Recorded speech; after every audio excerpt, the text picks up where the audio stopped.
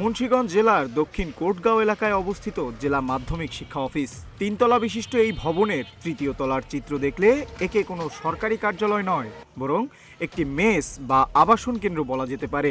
অন্তত 5 জন কর্মকর্তা কর্মচারী গত কয়েক বছর ধরে ভবনের 5টি কক্ষ দখল করে তৈরি করেছেন তাদের এই শান্তি নিবাস।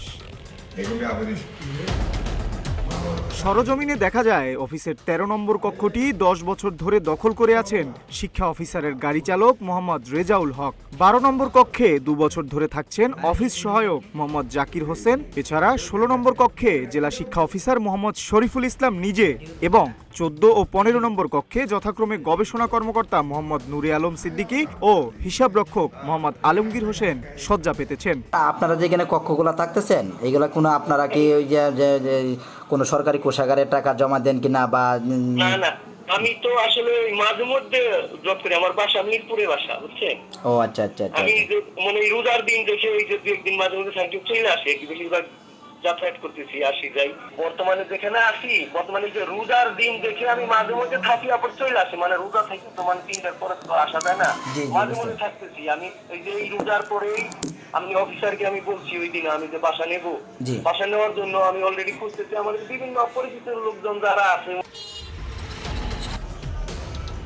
অফিসের ভেতর এভাবে থাকা যে অবৈধ তা স্বীকার করেছেন খোদ জেলা শিক্ষা অফিসারও। তবে নিয়মনীতির তোয়াক্কা না করেই তারা সাজিয়েছেন তাদের এই সোনার সংসার। নেই কোনো ভাড়া পরিশোধের প্রমাণ বা দাপ্তরিক অনুমোদন। বিষয়টি নিয়ে স্থানীয়দের মধ্যে ক্ষোভের সৃষ্টি হলেও জেলা প্রশাসক জানিয়েছেন অফিসকে বাসা হিসেবে ব্যবহার করার কোনো সুযোগ নেই। দায়ীদের বিরুদ্ধে তদন্ত করে ব্যবস্থা নেওয়ার আশ্বাস দিয়েছেন তিনি। এ ধরনের তো কোনো সুযোগ নেই। জি, যে আমরা সরজমিনে গিয়েছিলাম, এটা সুযোগ নেই এবং এটা আমার জানাও নাই। জি না, এখানে তো এ ধরনের মানে অফিসে বাসা হিসেবে থাকার তো কোনো সুযোগই নাই।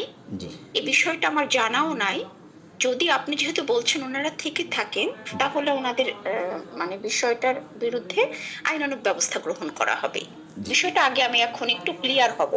জনগণের সেবার জন্য নির্ধারিত স্থান যখন ব্যক্তিগত আরামায়েশের কেন্দ্রে পরিণত হয়, তখন সুশাসন নিয়ে প্রশ্ন ওঠা স্বাভাবিক। এখন দেখার বিষয় প্রশাসনের ঊর্ধ্বতন কর্তৃপক্ষের এই আশ্বাসের পর অফিসের কক্ষগুলো দখলমুক্ত হয় কিনা। নিউজ ডেস্ক, রূপালী বাংলাদেশ।